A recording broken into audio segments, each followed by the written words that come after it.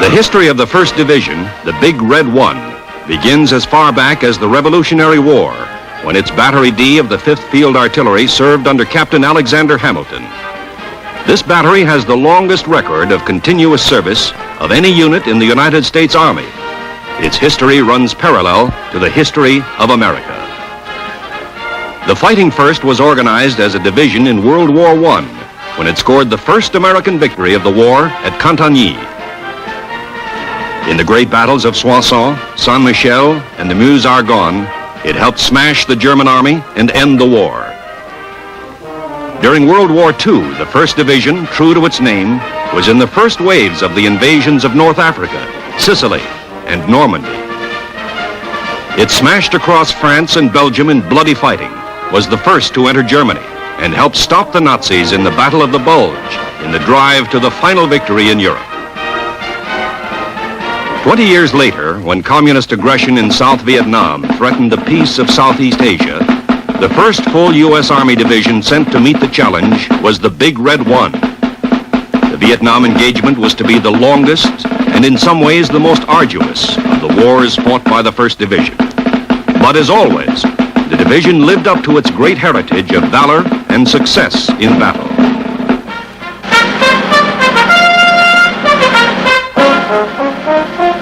The arrival of the first Big Red One troops in Vietnam in July 1965 was very quiet and efficient.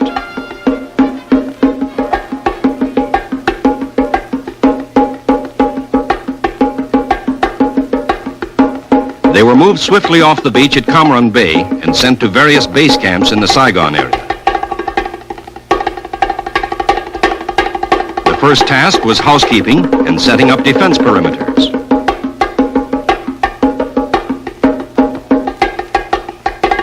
Then patrols, not only to clear the area around the base camps, but also to harden the men to the difficult climate and terrain. In all the varied combat history of the 1st Division, it had never fought in the soggy, humid climate of the tropics, or in the tall grass or thickets of the jungle, or in its rivers and swamps. The foot soldiers were inducted into airmobile patrols. There was contact with the enemy, so that they learned something about his guerrilla tactics. But there was no big action until November. By that time, over 14,000 1st Division men were in Vietnam. Their area of operations was to be a vast portion of central South Vietnam, from the Cambodian border to the South China Sea. Division headquarters was set up 20 miles north of Saigon at Yian, under Major General Jonathan O. Seaman, first of the 5 commanding generals the Big Red One was to have in Vietnam. The first of the dozens of major battles the division would fight in Vietnam took place at the tiny village of Ap Bao Bang, north of Lai Khe on Highway 13. On a sweep along Highway 13, several units of the 1st were hit by a reinforced Viet Cong regiment. 3 enemy frontal assaults were thrown back by intense small arms fire plus automatic weapons. The 4th and heaviest Viet Cong assault was stopped by 105s, firing at close range. As the weakened enemy fell back, the Air Force was called in to pound their escape routes.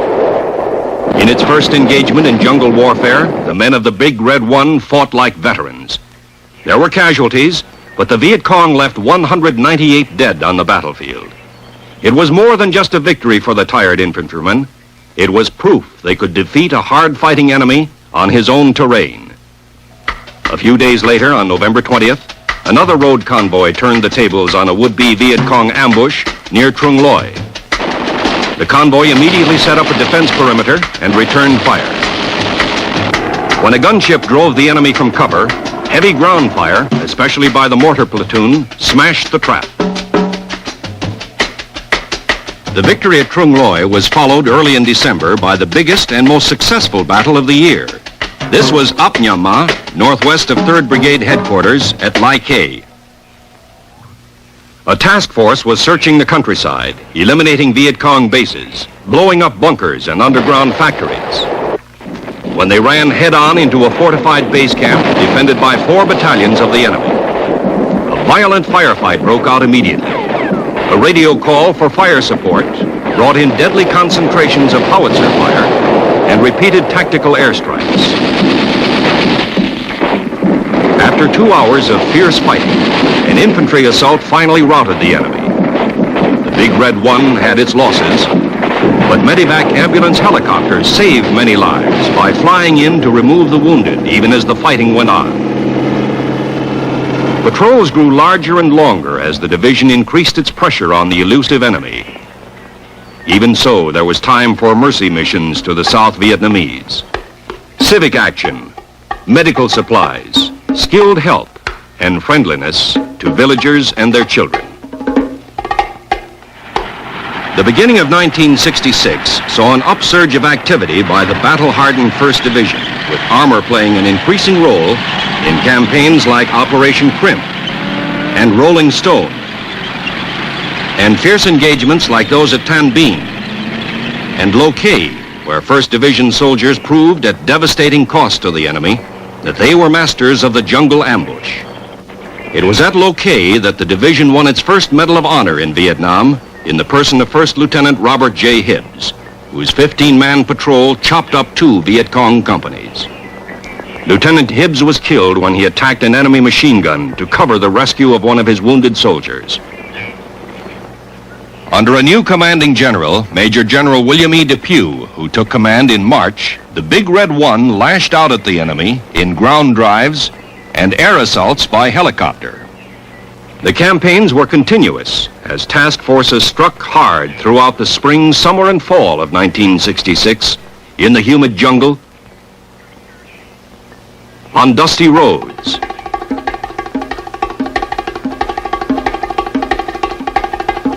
in the vast swampy delta of the Rung Sat Special Zone below Saigon. Battle followed battle as sudden, swift probes took the Viet Cong by surprise. Search and clear teams swept through his sanctuaries and hiding places. Armored road marches baited the enemy into would-be ambush traps, then turned the tables with devastating effect. Vast quantities of supplies and weapons were captured as dozens of VC base camps were overrun. The toll of enemy dead and wounded rose. Operation Attleboro alone accounted for over 1,000 North Vietnamese and VC killed. Communist plans for taking the offensive were completely disrupted. By the end of 1966, the men of the Big Red One were experts in the revolutionary new tactics of air-mobile operations, which rushed troops to the battlefield with unprecedented speed and mobility. Division cannoneers set new records for the speed, volume, and accuracy of supporting fires. Coordination with aerial support, either by gunships firing rockets or jet fighter bombers, became a highly polished art. Of great benefit were the lessons learned in how to fight the guerrilla and ambush tactics of the enemy. The Battle of the Minh Thanh Road was a striking example.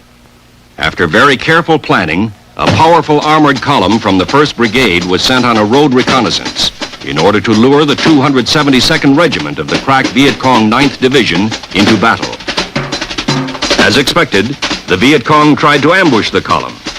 3 battalions attacked abreast along the entire 1,200-meter length of the convoy. The heavily armed column, ready and waiting, blazed back with everything it had, and it had plenty. While the army held its blocking positions on the road, helicopter-borne infantry was flown in to attack the Viet Cong flanks. Tremendous artillery fire poured in on the numerically superior enemy. Forward air control personnel called in strike after strike, 96 sorties in all. This sustained rain of fire was too much for the Viet Cong. They broke and ran with heavy losses.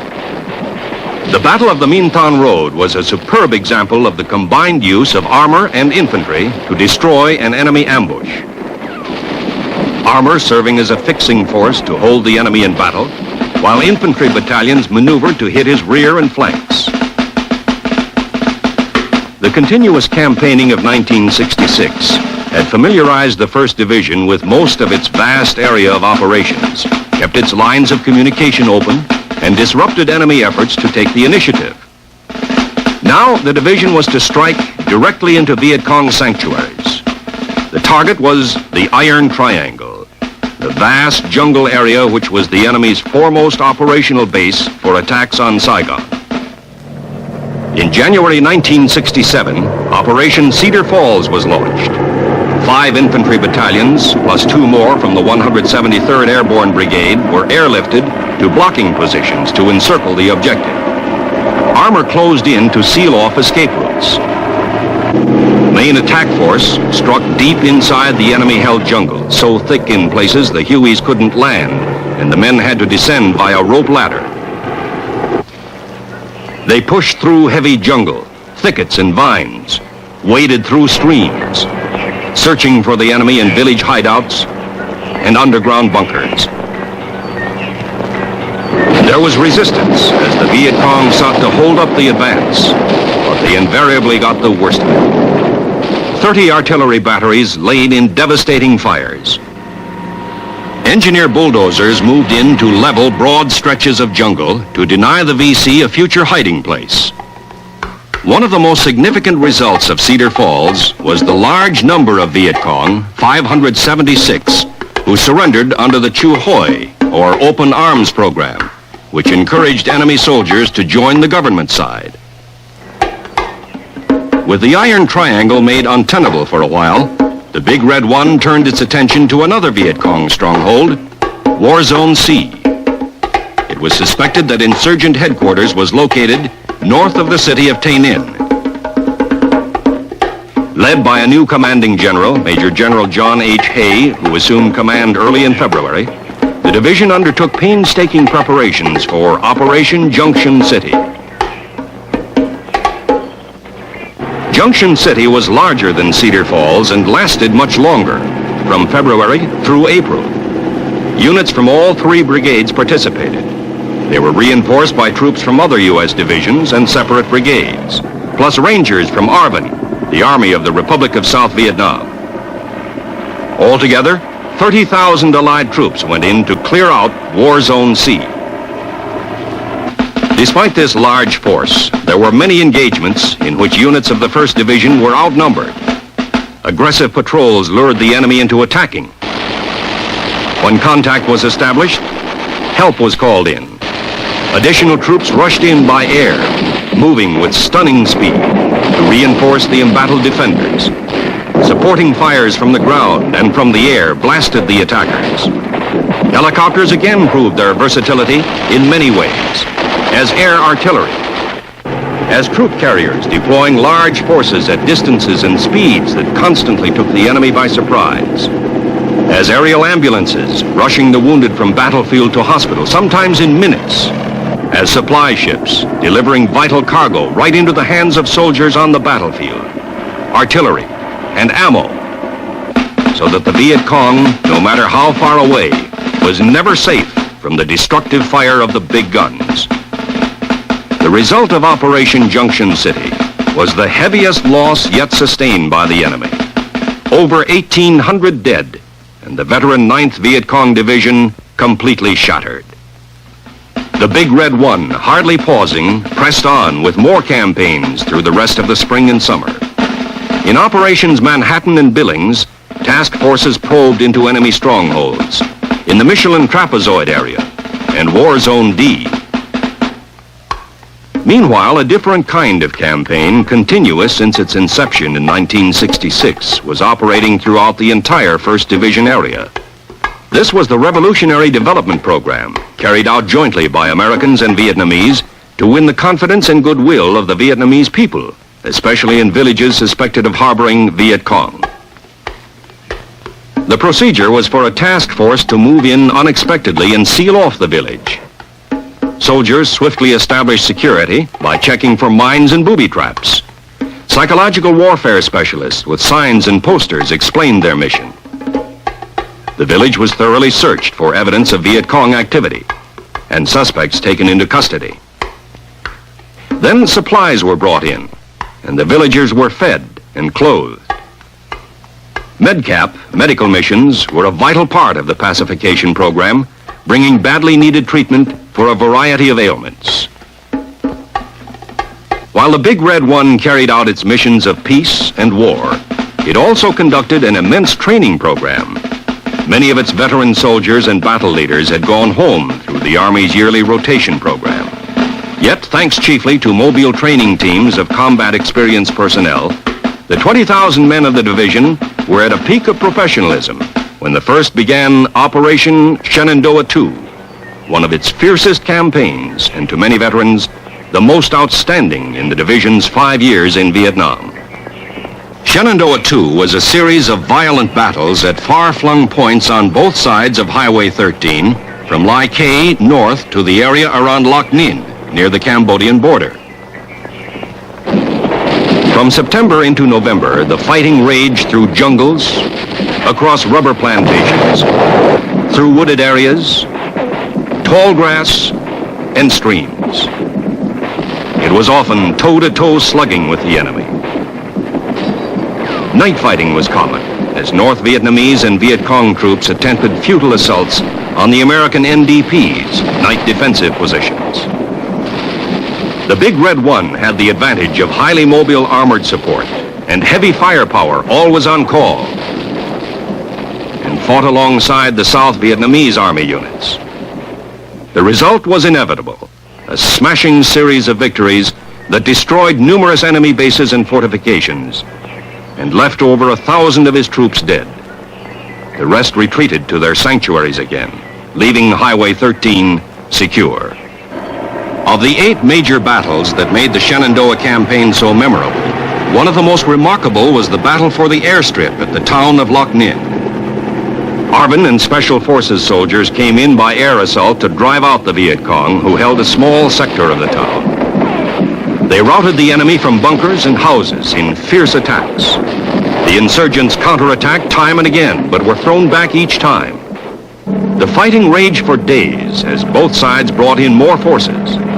The high point, however, was at the airstrip, where 1st Division Artillery had set up a fire base. The Viet Cong attacked across the airstrip in 3 waves, but were stopped by howitzers, firing at point-blank range.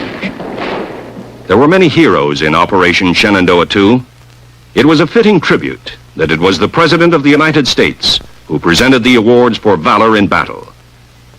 It was a well-earned respite for the Big Red One when Bob Hope and his USO troop arrived to entertain the division at Christmas. The Viet Cong Tet Offensive that opened 1968 did not take the Big Red One by surprise, since some kind of all-out enemy drive was expected. When the attack struck Saigon and the U.S. Embassy was assaulted, troops were rushed to the city. There was hard fighting. South Vietnamese soldiers did their share.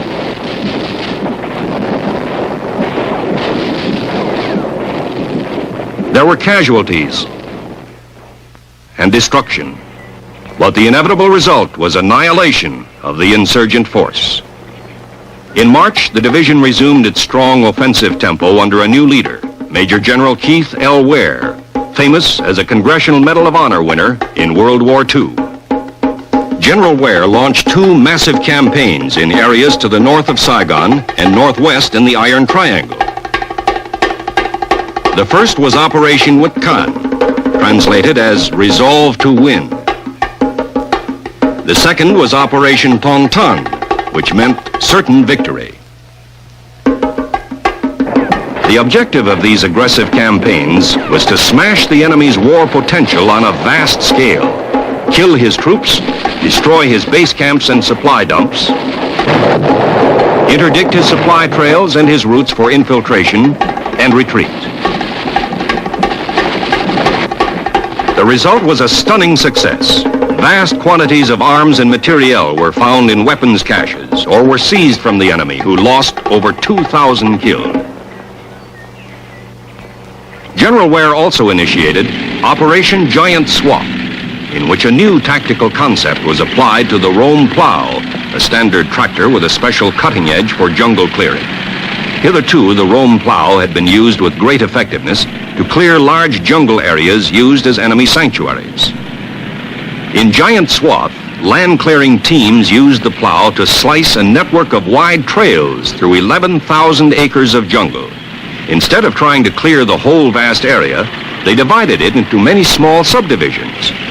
The Viet Cong camps, hidden in the jungle, were now highly vulnerable to reconnaissance in force operations and to air assault. Another notable move made by General Ware was to step up night ambush patrols so that almost every unit in the division was engaged. This tactic had a devastating effect on the enemy, who had always considered themselves masters of infiltration and attack under cover of darkness. On September 13th, however, the division suffered a heavy blow. General Ware was flying over Loc Ninh, observing a successful counterattack against insurgent efforts to overrun the town for the fourth time. The general's command helicopter was shot down by ground fire. All aboard were killed. He was the fourth American general to be killed in Vietnam. The assistant division commander, Major General Orwin C. Talbot, immediately assumed command of the 1st, and the drive continued. There was frequent contact with the enemy as strong forces pushed north, carrying out Phase 2 of Operation Certain Victory.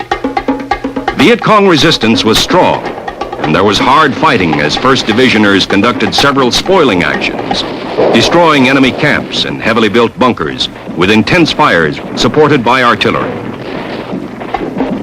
Among the highlights of the drive were several engagements with troops of the 1st North Vietnamese Army Division. These took place immediately across the border from Cambodia's Fishhook area. The Big Red One had established several fire support patrol bases in the area. They were placed astride a main infiltration route used by the North Vietnamese invaders. NVA troops hurled themselves fiercely at the fire bases in repeated night attacks and met devastating fires. They were brave, but the results were always the same. Failure. Many dead. A sidelight of all Big Red One campaigns was the continuing effort to help the South Vietnamese in nation building, working with these ARVN allies in the Revolutionary Development Program. Each village was first made secure by searching it thoroughly for traces of Viet Cong. Leaflets were used extensively to encourage defections to the government side. Civic action programs were put into operation to help the villagers, feeding them, attending to their medical and dental needs.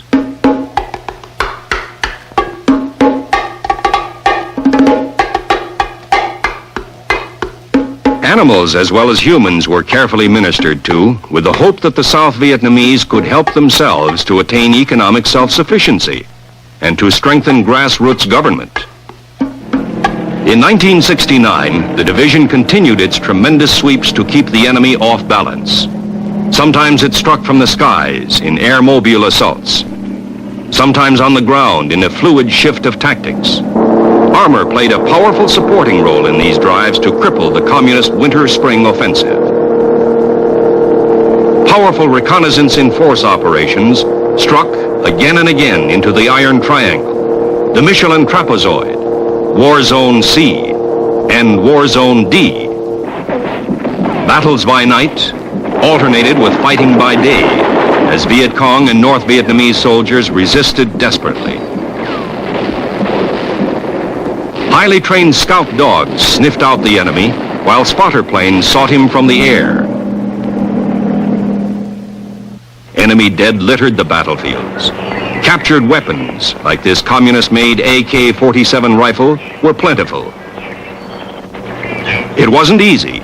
The terrain was often rugged, and so was the fighting. There were casualties, but medevac was always there to take out the wounded. Sometimes the enemy attacked recklessly, and sometimes he holed up.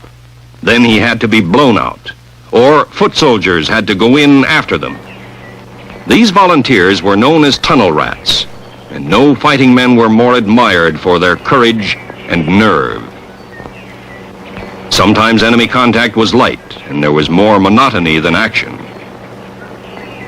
It was a welcome relief between patrols and sweeps to see the pretty face of a USO entertainer, even if she did bring along a boyfriend. For some Big Red One soldiers, there was a complete change of pace. They became amphibious.